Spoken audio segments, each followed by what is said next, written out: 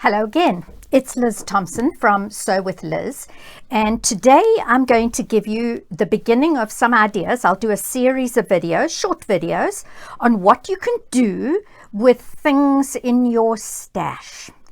Now, I don't know about you, but I have been guilty of buying jelly rolls, and this is not all of the jelly roll strips I've got, and charm square packs. At one stage, I think I really liked charm squares and ended up buying I don't know how many packs of them. And of course, I still have a lot of them in my stash. So I'm going to start sharing with you a bunch of ideas of what you can do with pre-cuts. In this particular instance, jelly rolls and charm packs. And so let's go to the machine and I will show you what I have up my sleeve for you today. Hi, it's Liz Thompson from Sew with Liz, back to show you another stash busting project. This project has been made with 5-inch charm pack squares, and I have the 1/4-inch foot on the machine, and I have dark gray thread in my needle and in my bobbin. Both happen to be cotton thread, but I am not particularly enslaved to cotton thread for quilting. I'm actually okay with polyester thread in many circumstances because sometimes I don't have the cotton thread color I need. Okay, so what I've done is I have done a 1/4-inch seam down 2 of my blocks, and then what I would now do is I would take that to the ironing board and I would press that seam the one way. Just a word of caution, check how you intend to put your blocks together, because this is just the first 2 we're putting together, and you might want to make sure that you press your seams the correct way, so that, for example, this one I pressed to the left. Now if I come back with the second one and I sew them together, do you see that that seam is also pressed to the left? So what I do need to know is that that is going to need to be pressed to the right at the ironing board. All right, so there we go. I'm going to put these 2 together and sew them also with the same 1/4-inch seam. And why you want those seams pressed opposite ways from each other is that those 1/4-inch seams, which are pressed one way on the top and the other way on the bottom, they nest beautifully together, and so you don't get this lumpy bump in the middle of your seam, and it does really work well. All right, so now I have 4 of these charm squares sewn together. Okay, so what I've done here is I've sewn 2 the same together. Well, that might bother me, and I might unpick that seam and rearrange them, but at this stage I'm not going to worry, because I have 4 of them sewn together, and I'm now going to show you the next step of the project.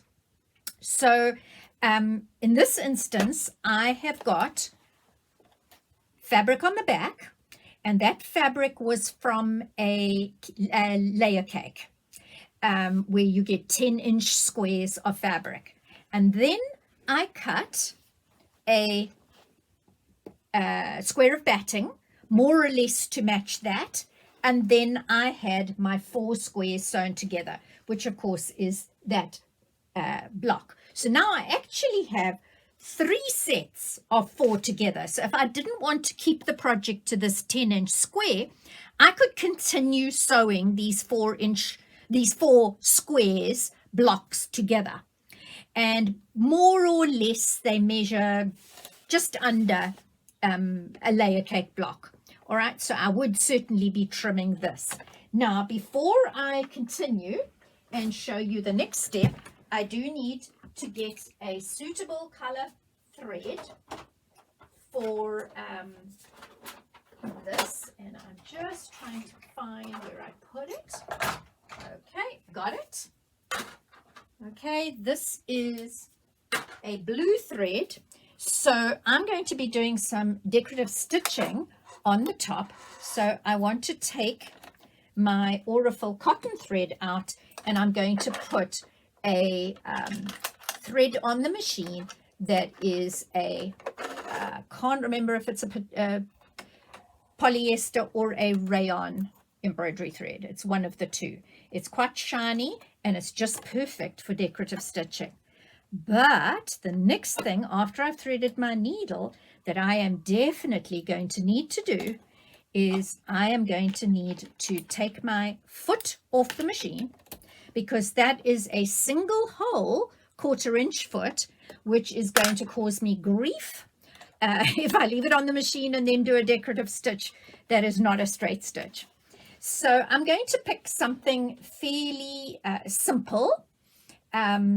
I'm not going to pick anything terribly dramatic, so because I don't want us to be here all day while you watch me do a decorative stitch. So I'm just picking this little kind of scrolly stitch. Another foot that we could use rather than this one is the ditch quilting foot, and that's why I'm switching to that one now, because I think that will actually be really helpful. It's got a little blade or guide in the middle, and that is what I'm going to ride down in the ditch between the blocks. So I've selected my stitch. I still have the same bobbin thread in my bobbin, and now I am going to stitch with that little blade going into the ditch of the block sewing, the 1/4 inch seams that we did earlier, and I'm going to go all the way down. Now you will notice that I'm going through all 4 layers, all 3 layers.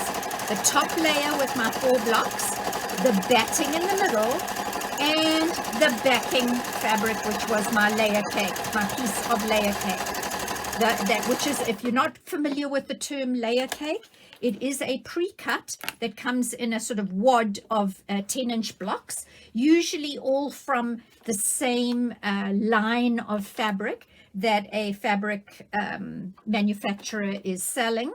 And that way you get a really good dose, is a way of putting it. You get a good selection of all of the lines of fabric that come from that particular option.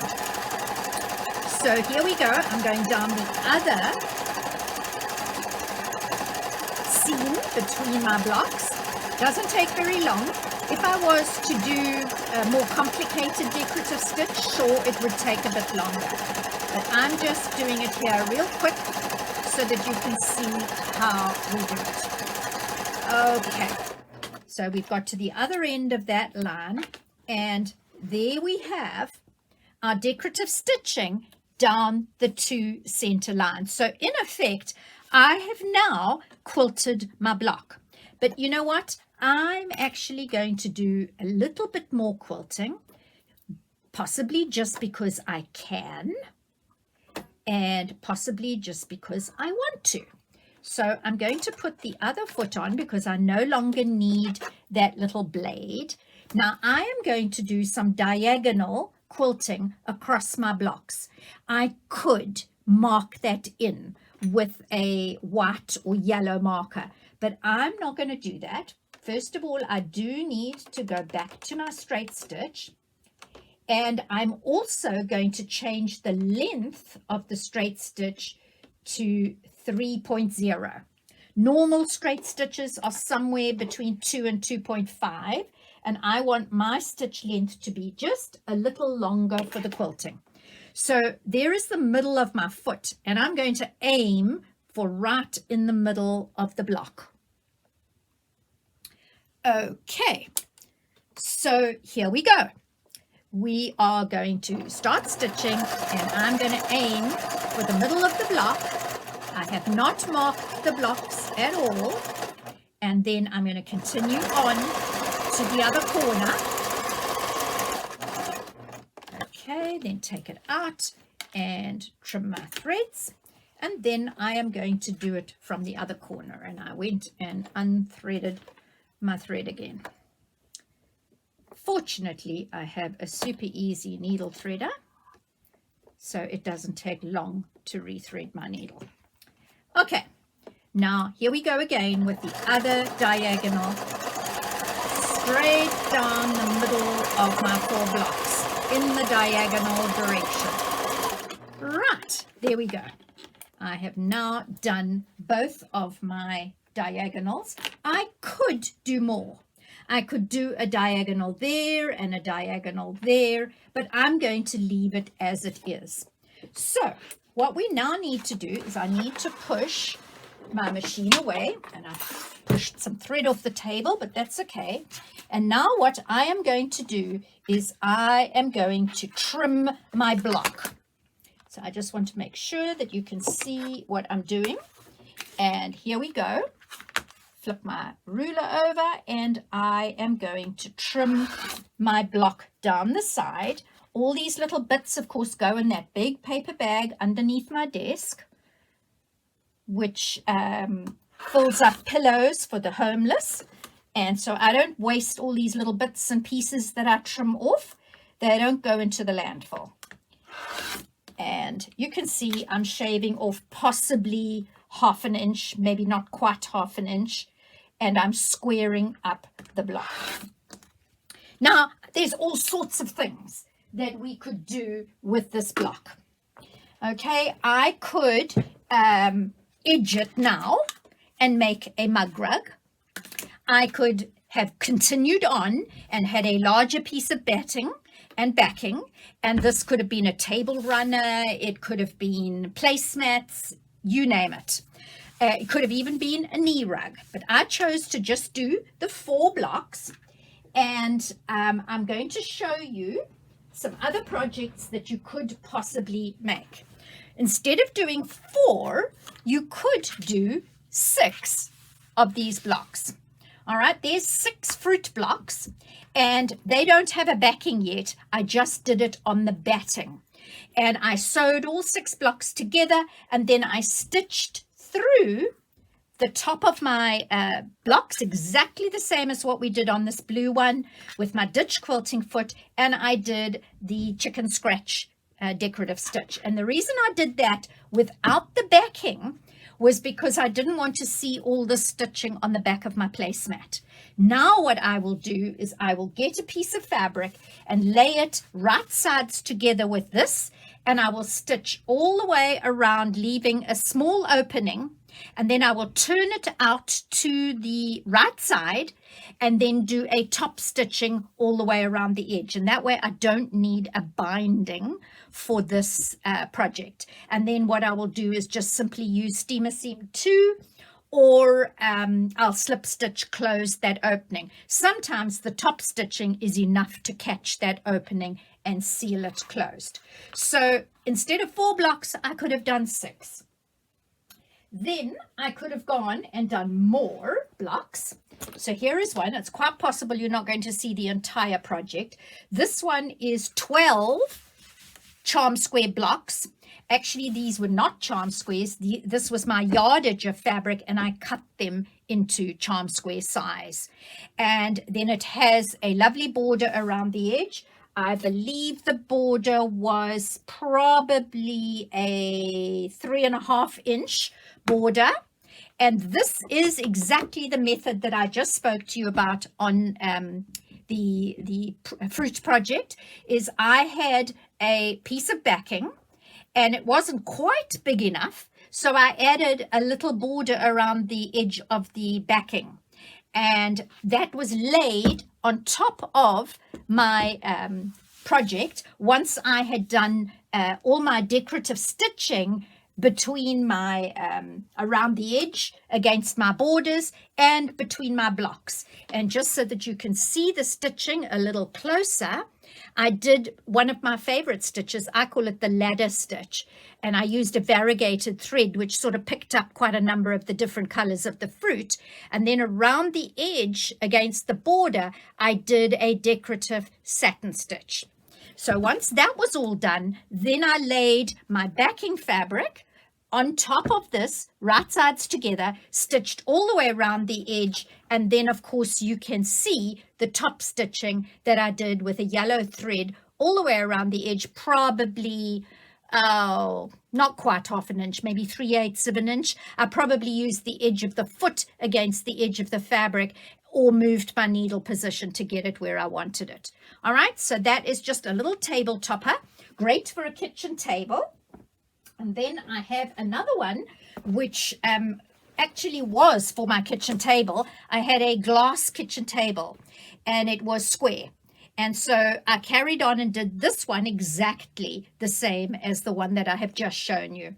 More blocks, of course, 1, 2, 3, 4, 5, 6, and 1, 2. Yeah, this has got 36 of those 5-inch squares that I sewed together. And then I'll bring it closer for you to see the decorative stitching. That's one of the satin stitches that I also really like. And all of that was done before I laid the backing fabric on top of this. It was all done through the fabric and the batting. And then you can see on the back, I don't have the back of all that decorative stitching showing, which can be a little untidy. I just have my stitching, which I'll show you on the front. I did a straight stitch about 1/4 of an inch inside each of the blocks, and that then became my quilting. And I also did a couple of rounds of quilting in the border. So that is a kitchen table. And then this one, very similar concept, almost exactly the same concept, where I had lots and lots of blocks. I can't even remember how many were in this. I actually made 2 of these, and they're very long, skinny runners. They're 3 blocks wide and quite long. And these sit on the top of my couch in the lounge. And here's a little word of caution. I had a brown lounge suite for many years, and I was totally fed up with boring brown. So when we went looking for a new city, I thought, I probably would have gone for something like navy blue or maybe even purple, but there was no way hubby was going to do that. Something like that color would have been very nice.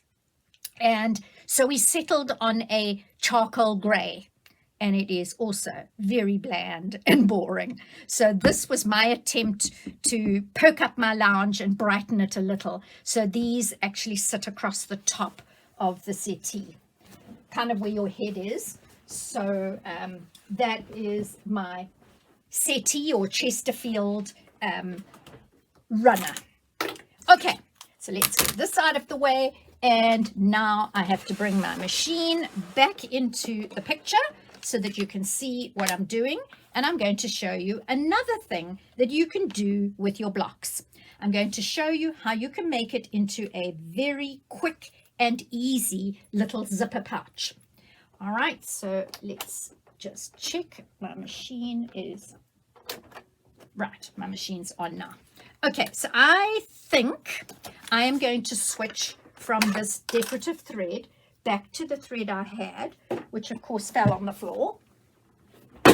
So I will pick it up from the floor and put it back into the machine, my Aurifil cotton thread, because I'm sewing now. I'm not actually doing embellishment or decorative stitching, so I don't really need that shiny thread.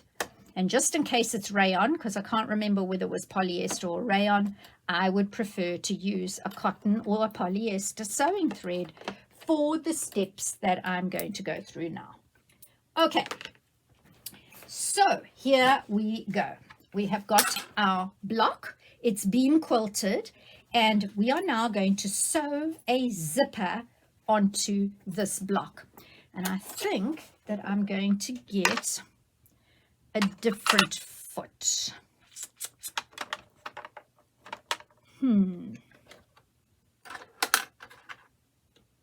Yeah, let's switch to this 1/4 inch foot, because it's a bit narrower, and you'll see in a moment why I need that to be narrow. So can you see that I've got my block here? It's right side up because that's the inside or the lining of my bag. If it had been a mug rug, this would have been the underside of the mug rug. And I have a zipper. I would have preferred a navy zipper, but I didn't have one. And I also prefer a long zipper.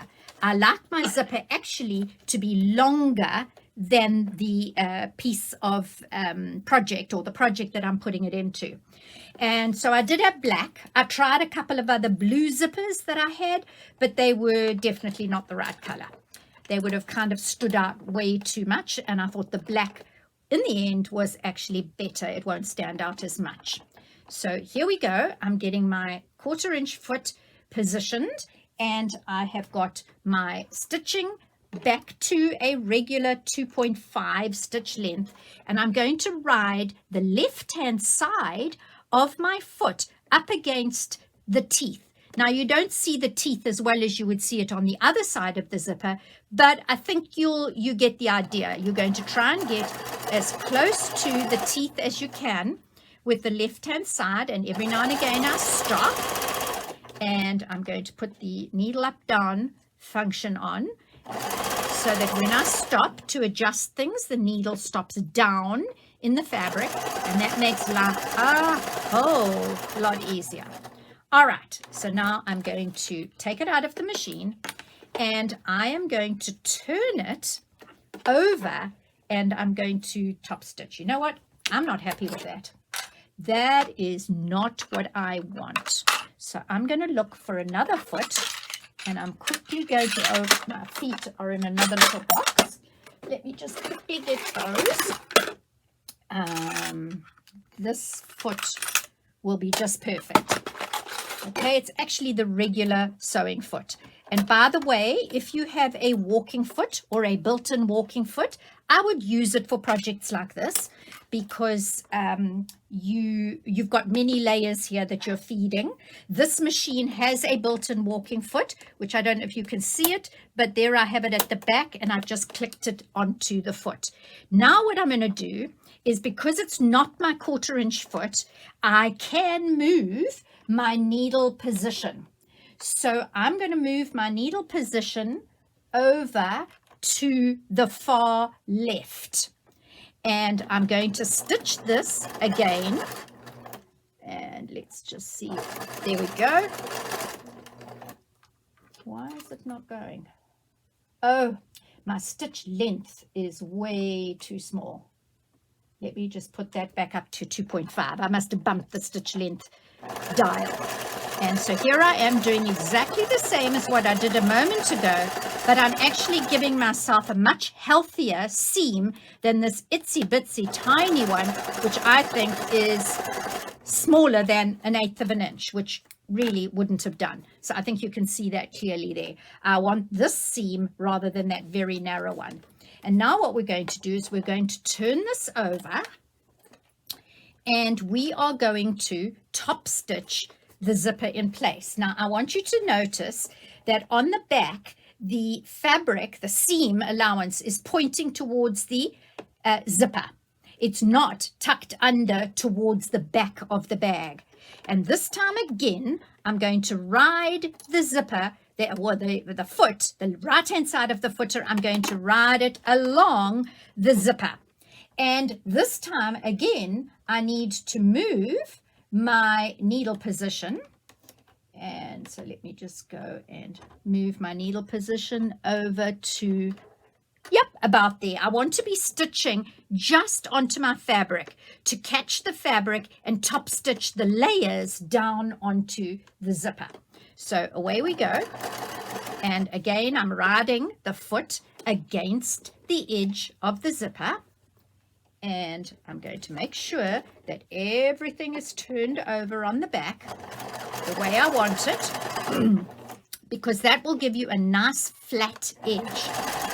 So I'm going through quite a few layers here, but that's okay.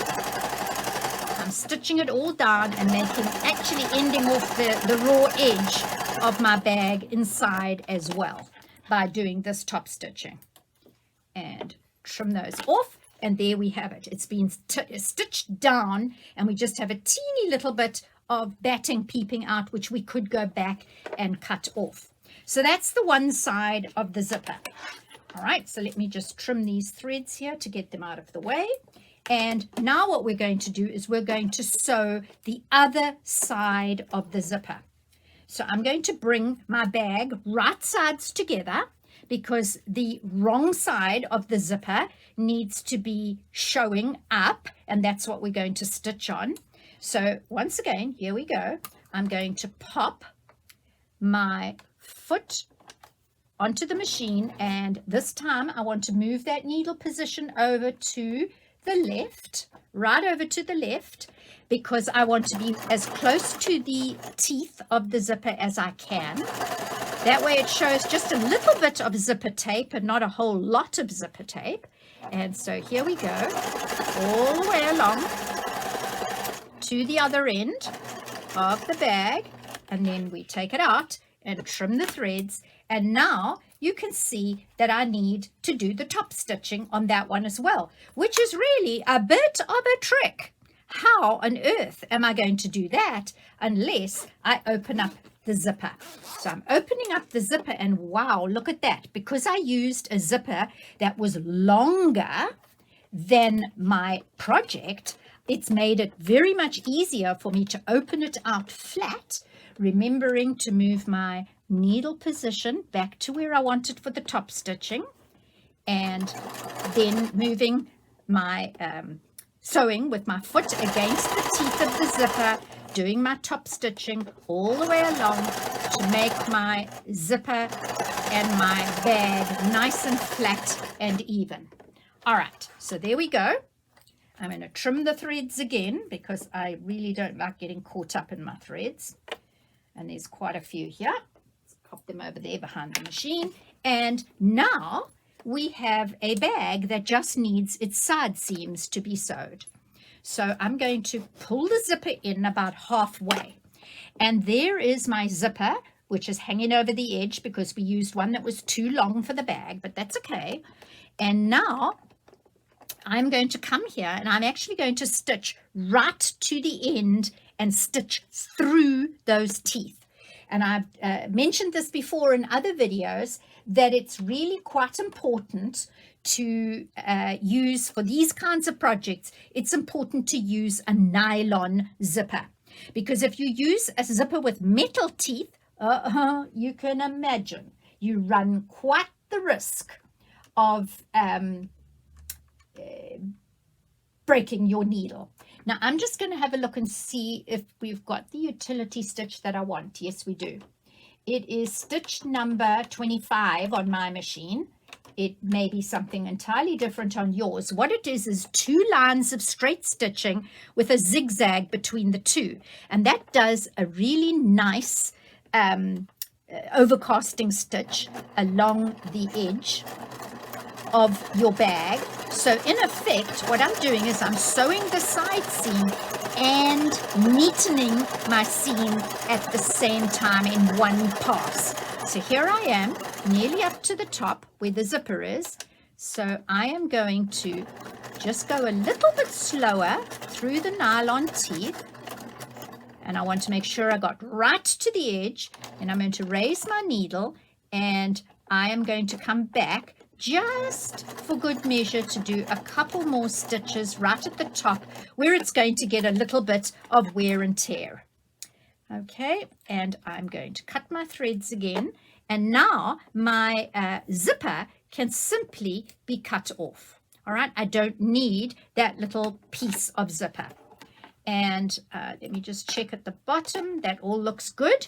And now what we're going to do is we're going to sew the other side of the zipper, and side seam, sorry, not the other side of the zipper, the other side of the side seam. And I'm going to pop my thread underneath, and once again I'm going to use that same overcasting stitch that we've just used for the other side seam.